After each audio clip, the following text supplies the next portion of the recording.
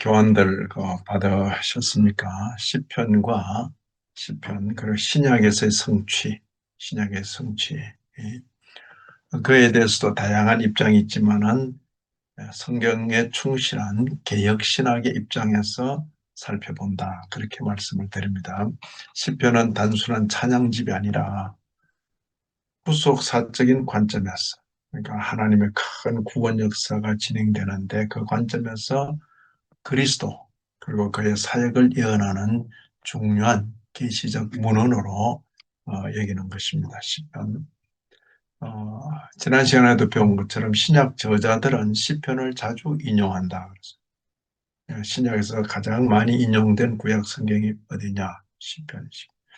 예수 그리스도의 왕권, 고난, 죽음, 부활, 성천, 그리고 예수 그리스도의 영원한 제사장직, 이런 걸 설명할 때 꼭 시편을 언급하는 것입니다. 오늘 이 시간에는 시편의 신약 성취에 대해서 살펴볼 것인데, 예, 먼저 우리가 시편의 신약적 해석, 시편을 신약의 빛 아래서, 제가 이런 표현을 잘 하는데, 신약과 함께 시편을 읽어야 돼요. 시편의 신약적인 해석 방법은 몇 가지를 말씀드릴게요. 첫째는 시편에서 직접 예언한 게 있어요. 직접 예언. 일부 시편은 명확하게 메시아에 대해서 예언을 담고 있어요.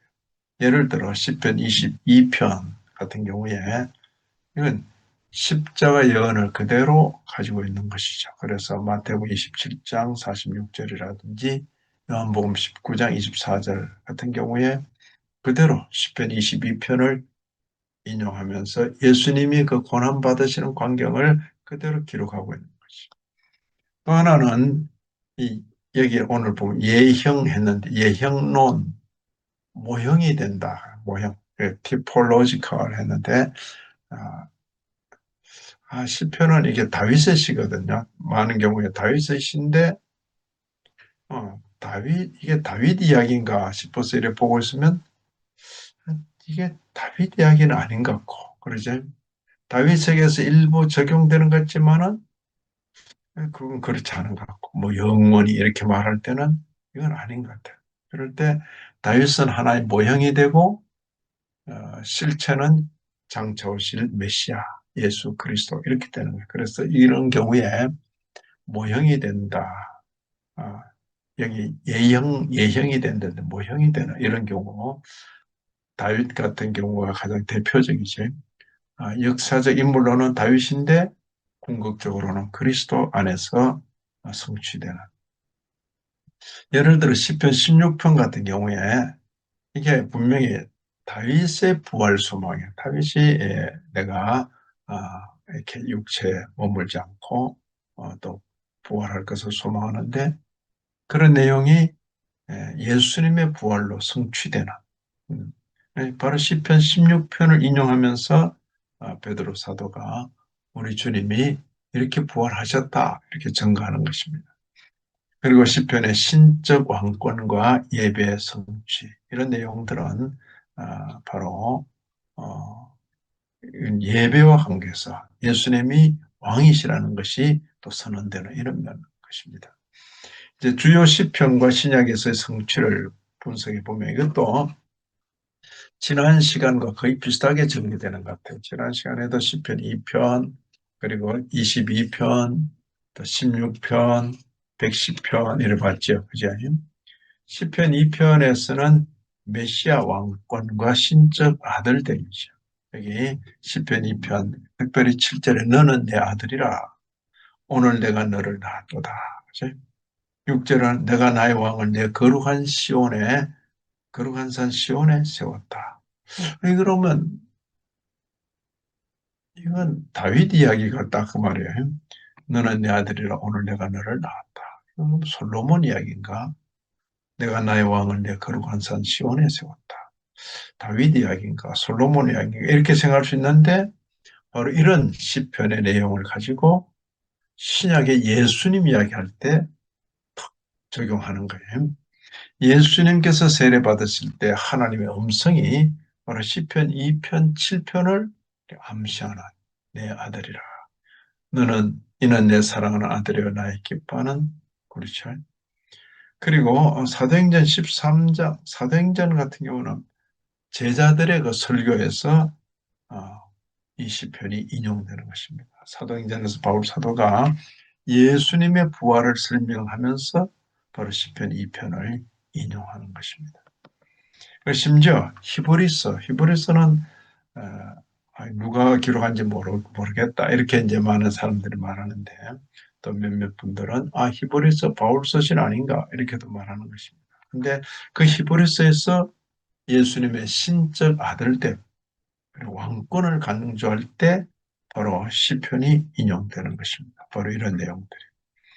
시편 2편, 그러니까 시편 여러 편 중에서도 특별히 시편 2편, 그리고 2편 두 개, 22편도 보시면 특히 메시아의 고난, 십자가 사건이죠. 시편 22편은 딱 열자마자 나의 하나님이여, 나의 하나님이여, 어찌하여 나를 버리셨나이까. 이 역시 다윗의 시예요, 다윗의 시. 그죠? 다윗이란 분은 참 성령의 감동 가운데 하나님을 잘 드러낸 그런 선지자였구나 하는 것을 느낄 수 있습니다. 그리고 시편 22편 16절에는 내 손과 발을 찔렀나이다. 대적들이 내 손과 발을 찔렀나이다.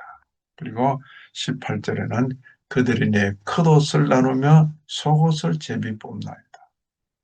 있을 수 있는 일이죠. 그때 그 시대에. 근데 이런 내용들이 이게 다윗 이야기인가 했는데 다윗은 모형이 되고 실체는 누굽니까? 다윗 시대보다는 무려 1000년 뒤에 오신 예수님에게서 이 일이 이루어진 것이요. 그걸 신약적인 성취라 이렇게 표현합니다. 예를 들어 예수님의 그 고난받으시는 십자가 고난받으시는 그 광경을 말하면서 마태복음 27장 46절이나 마가복음 15장 34절에 예수님께서 시편 다윗의 시를 엘리 엘리 라마 사박다니 그죠? 나의 하나님 나의 하나님 어찌하여 나를 버리셨나이까. 그걸 아람 말로 그렇게 하신 것이에요. 예수님께서 이 순간이 그 시편의 그 말씀이 실현되는 순간인 줄 알고 계시는구나. 요한복음 20장, 그것도 이제 요한복음 20장이니까 예수님께서 그 고난받으시는 그 장면이죠. 예수님의 손과 발이 찔린 모습. 시편 22편 16절의 예언과 일치하는 내 손과 발을 찔렀나이다. 그리고 심지어 요한복음 19장 24절에 그 십자가 예수님 십자가 달아놓고 본인들은 군병들은 예수님의 옷을 나누는 것이죠. 그건 시편 22편 18절에 예언된 대로 지금 성취되는 그런 모습이죠. 그죠? 그래서 우연히 그런 일이 일어났다가 아니고 하나님께서는 말씀하셨고 그 말씀하신 것이 이제 하나님의 경륜 가운데 시간 속에서 많은 사람들이 보는 가운데 실현되는 것이죠. 그래서 구약의 말씀, 구약 성경이 단순한 그냥 책이 아니라 하나님의 말씀, 그것은 예언이 있고, 그래서 그 예언은 하나님의 말씀이기 때문에 역사의 시점 속에서 반드시 실현되는 그런 면이 있는 것입니다. 자, 시편 2편, 22편, 그리고 그 사이에 있는 시편 16편, 16편. 이건 특별히 부활과 관련해서 기억할 수 있을 것입니다. 16편 10절을 보시면 이는 주께서 이것도 역시 다윗의 시잖아요. 이는 주께서 내 영혼을 소홀히 버리지 아니하시며 주의 거룩한 자로 썩지 않게 하실 것임이라. 주의 거룩한 자로 썩지 않게 하실 것입니다. 바로 이 내용을 사도 베드로가 오순절 성령 강림했을 그때에 오순절 설교에서 이 구절을 인용하는 것이죠. 그러면서 예수님의 부활을 증거하는 것입니다. 한번 사도행전 2장 27절 지난번에 한번 읽은 거죠. 사도행전 2장 27절 한번 볼까요? 바로 이게 이제 신약교회 설교의 중요한 내용이죠.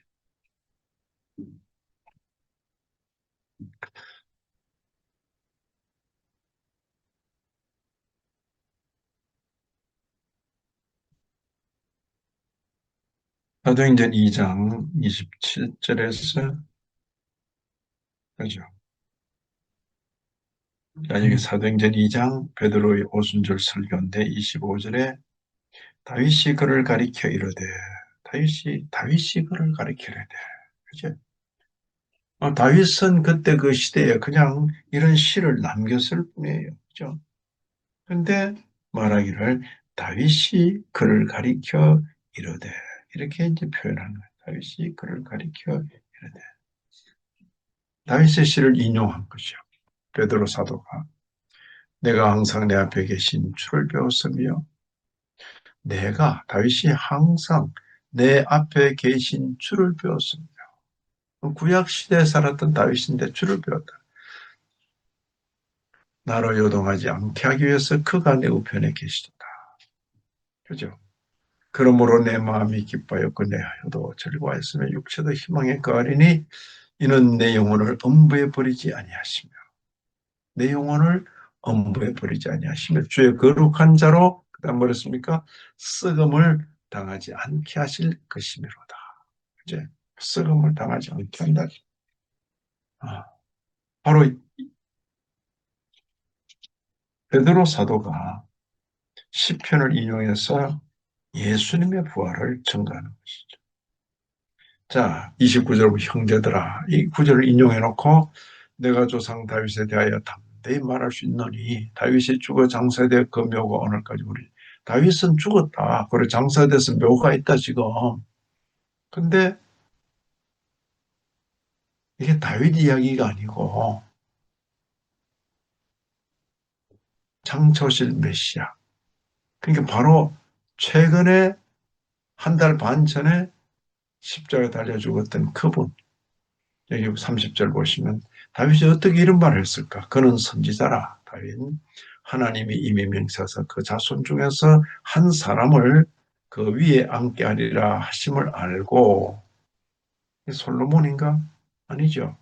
미리 본 고로 다윗이 미리 봤다는 거지. 그리스도의 부활을 말하되, 지금 그냥 그리스도의 부활과 관계된 것이다. 그가 음부의 버림이 되지 않고 그의 육신이 썩음을 당하지 아니하리라 하더니, 그죠? 다윗은 천년 전에 이 예언을 했는데 이 예수를, 바로 예수가 나와, 이 예수를 하나님이 살리신지라. 아멘. 하나님이 살리신지라. 이게 설교입니다. 그렇죠. 이게 그 신약 교회 설교인데, 이런 어떤 면을 놓쳐버리고 뭐 딴소리 자꾸 하고 있으면 그 신약교회 설교 못해요. 신약교회 설교는 예수 그리스도의 부활을 증거하고 예수 그리스도의 주되심을 증거해야죠. 증거하는 것입니다. 뭐 착하게 살아라 그런 말 하는 게 아니죠. 아, 예수 그리스도의 부활, 예수 그리스도를 증거하는 것이죠. 사도 베드로만 그런 게 아니라 바울 사도도 같은 방식으로 예수님의 부활을 해석했다. 그러니까 사도들의 설교를 볼 때 시편, 바로 이런 내용을 예수님에게 적용했구나 알 수 있는 것이죠. 자, 이제 2편, 22편, 그 다음에 16편 했죠? 마지막에 뭡니까? 110편, 110편. 요 시편에 특별히 네 편을 기억하면 참 좋겠습니다.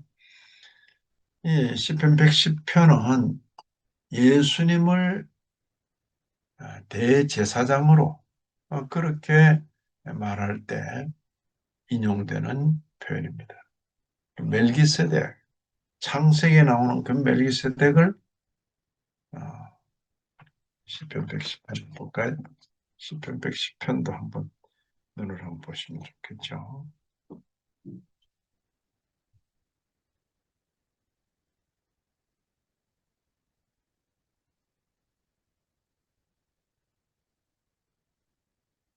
시편 110편도 보시면 다윗의 시로 되죠. 다윗의 시. 그죠? 그러니까 참 감사하게도 2절, 2편, 22편, 16편, 110편 전부 다윗의 시죠. 자, 여기 보면 여호와께서 내 주에게 말씀하시기라. 내 주가 누군가? 여호와가 계시고 다윗이 내 주라고 말씀하시는 그분이 계시는 거죠. 여호와께서 내 주에게 말씀하시기를 내 우편에 앉으라. 너는 해서 얘는 다윗이 아니에요. 너는 내 주라고 불리는 그분이 멜기세덱의 반차를 따라 영원한 제사장이라. 그죠? 왜 멜기세덱의 반차입니까? 보통 이스라엘의 제사장은 레위죠, 레위. 레위 지파에서 특히 아론의 후손 아닌가요? 그런데 이 멜기세덱은 족보를 알 수 없는, 멜기세덱에 대해서 아무 족보도 말하지 않았는데, 근데 그 제사장이 소돔 고모라 전쟁에서 아브라함이 승리하고 돌아왔을 때 예, 그에게 축복하고 그러죠.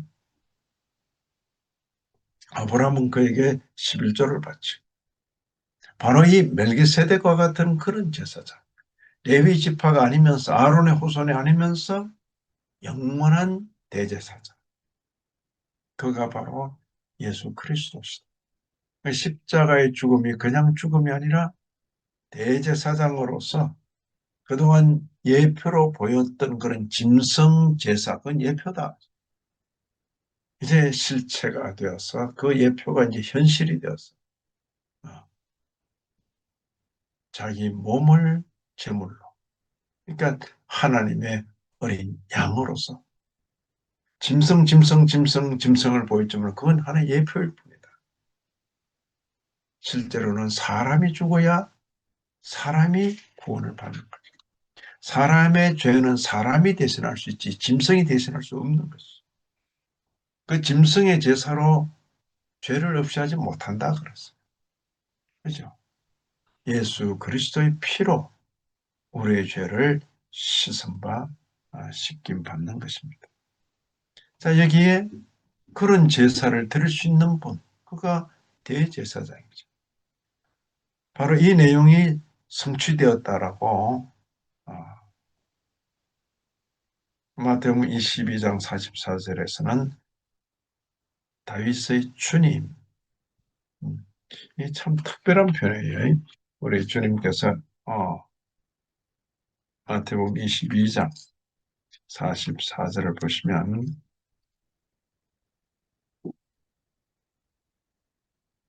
바리새인들이 예수님께 물었어요. 너희는 그리스도에 대하여 어떻게 생각하느냐? 누구의 자손이냐?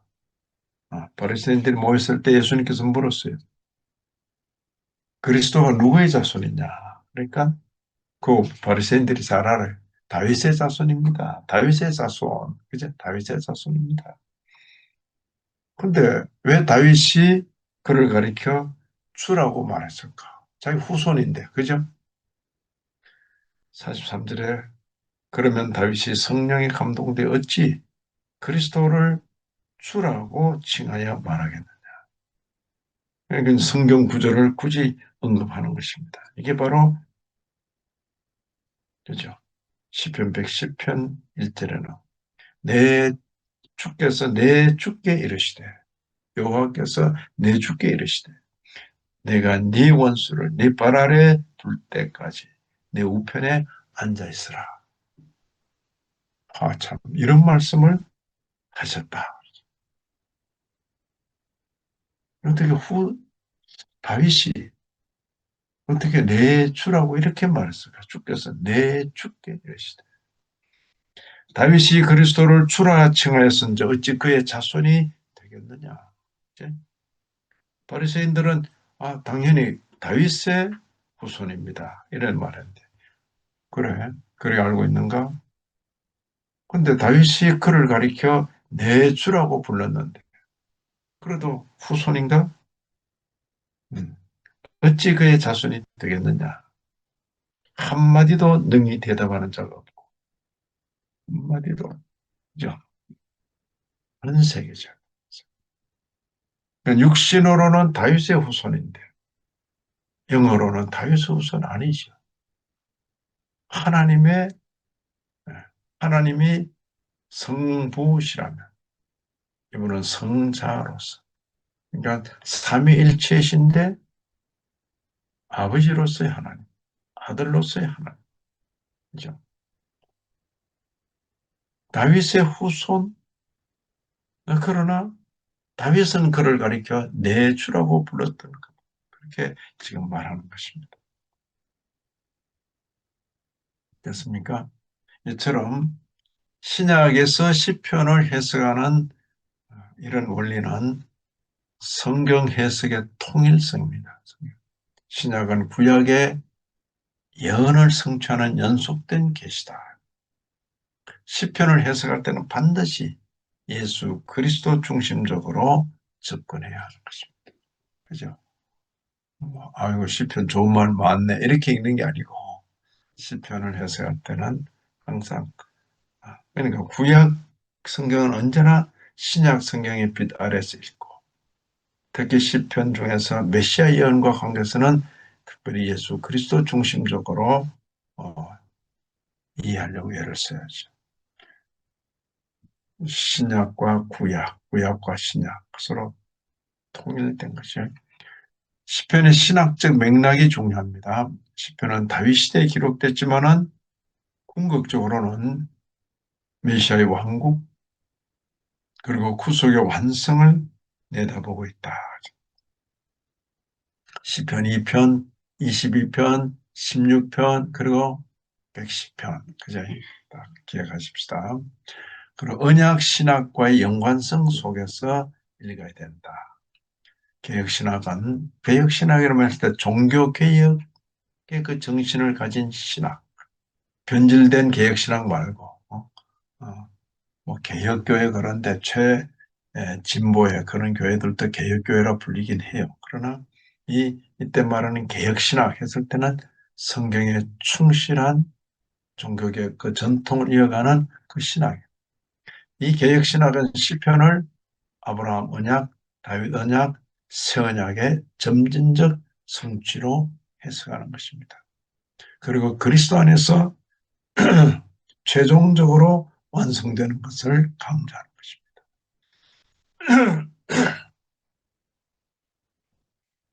이 신약에서 시편은 단순한 시적 표현을 넘어서 예수 그리스도의 사역을 예언하는 중요한 본문으로 이해되는 것입니다. 그래서 개혁신학적 해석은 언제나 그리스도 중심적, 그리스도 중심적, 그리스도 센트릭 이렇게 표현해요. 그리스도 센터니까 센트릭. 신구약 전체에서 하나님의 구속사가 하나로 연결되는 원리를 강조하는 것입니다. 구약부터 요한계시록 이르기까지 전체가 하나님의 구원 역사에 대한 그런 계시다. 시편은 오늘날 교회 예배와 신앙생활에서도 중요한 메시지를 제공합니다. 그리고 신약 성경과의 연관성을 통해서 더욱 깊은 의미를 갖는 것입니다. 시편 좀 이해가 됩니까? 예, 이렇게 해서 시편을 읽을 때 예수 그리스도와 관련해서 메시아 예언시로 우리가 몇 편을 지금 살펴본 것입니다. 아무쪼록 앞으로 우리가 시편을 읽고 신앙생활 하는데 유익되기를 진심으로 기원합니다. 하나님 아버지 허락하신 교훈 가슴에 담고 우리의 남은 날을 살게 하여 주옵소서. 예수님 이름으로 기도합니다.